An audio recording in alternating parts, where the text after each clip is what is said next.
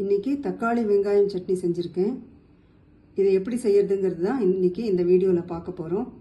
வாங்க வீடியோக்குள்ளே போகலாம். Hi friends, welcome to சுஹீஸ் kitchen.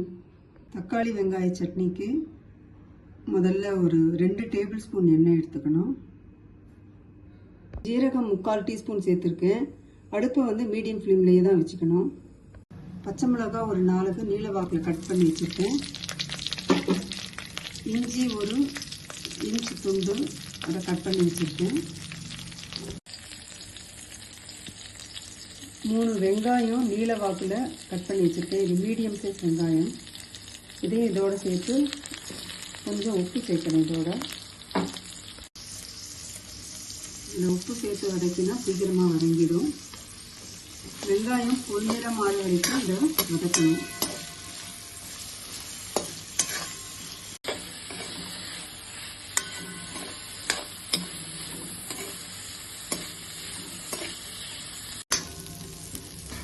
வெங்காயம் இந்த மாதிரி கோல்டன் ப்ரௌன் கலருக்கு வரணும். 5 நிமிஷம் வதக்கினப்புறம் இந்த கலர் வந்திருக்கு. 3 மீடியம் சைஸ் தக்காளி கட் பண்ணி வச்சிருக்கேன். அதையும் இதோட சேர்த்து வதக்கணும்.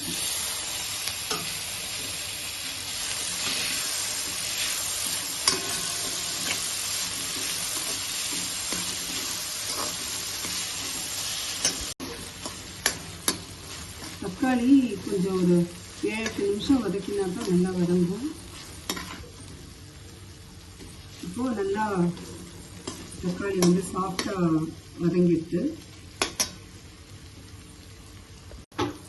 தக்காளி வதங்கின அப்புறம் 5-6 முந்திரி பருப்பு இதில் சேர்த்து வதக்கணும். அதையும்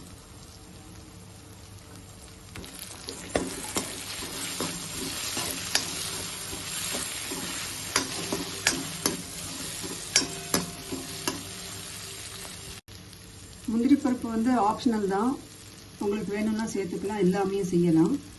அது போட்டு ஒரு நிமிஷம் அப்படியே ஜஸ்ட் வதக்கின அப்புறம் கருவேப்பிலை சேர்க்கணும். அதோட ஒரு பிடி கருவேப்பிலையை நல்லா வாஷ் பண்ணி வச்சுருக்கேன்.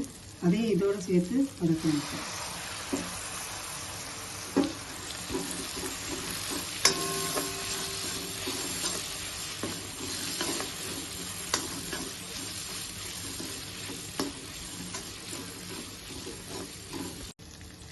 கொத்தமல்லி ஒரு கைப்பிடி அளவு நல்லா வாஷ் பண்ணி வச்சுருக்கேன், கட் பண்ணி வச்சுருக்கேன். அதையும் இதோடு சேர்த்து இது லைட்டாக வதக்கினா போதும்.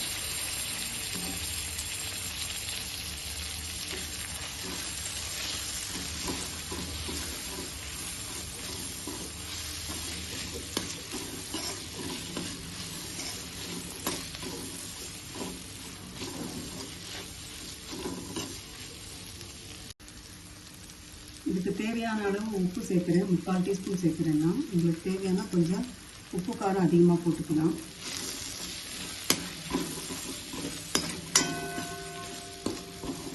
முந்திரி பருப்பு சேர்க்கறதுனால நல்லா டேஸ்டாக இருக்கும்.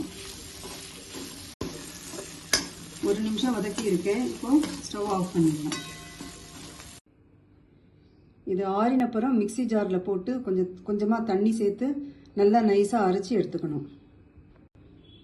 மிக்சியில் போட்டு நல்லா நைஸாக அரைச்சி எடுத்திருக்கேன். இதில் கடுகு கொஞ்சம் தாளித்து கொட்டினா தக்காளி வெங்காய சட்னி ரெடி ஆகிடும்.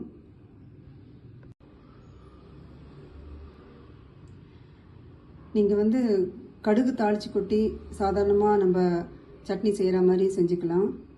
இதை வந்து நான் இன்னும் கொஞ்சம் டேஸ்ட்டாக இருக்கணும் அப்படிங்கிறதுக்காக இதில் பாதாம், முந்திரி பருப்பு, திராட்சை, இன்னும் லவங்கப்பட்டை தூள் இதெல்லாம் சேர்த்துருக்கேன். இதனால் இன்னும் அதிகமாக டேஸ்ட்டாக இருக்கும். இப்போது ஒரு டேபிள் ஸ்பூன் வெண்ணெய் உருக்கியிருக்கேன் சிம்மில் வச்சு. வெண்ணெய் கொஞ்சம் உருக்கினப்புறம் இந்த பாதாம் இதில் சேர்க்குறேன். இப்போ முந்திரி பருப்பு இதோடு சேர்க்கணும்.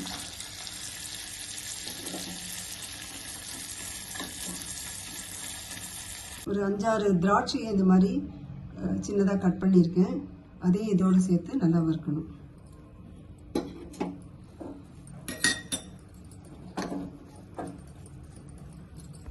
முந்திரி பருப்பு, திராட்சை இதெல்லாம் நல்லா வறுபட்டு எடுத்து இப்போ இந்த லவங்கப்பட்டை தூளை இதோடு சேர்க்கணும்.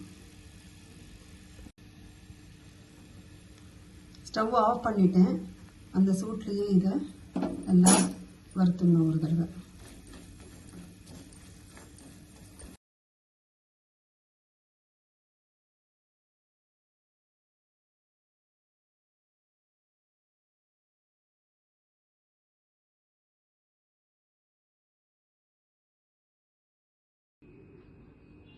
இந்த சட்னி ரொம்ப டேஸ்ட்டாக வந்திருக்கு.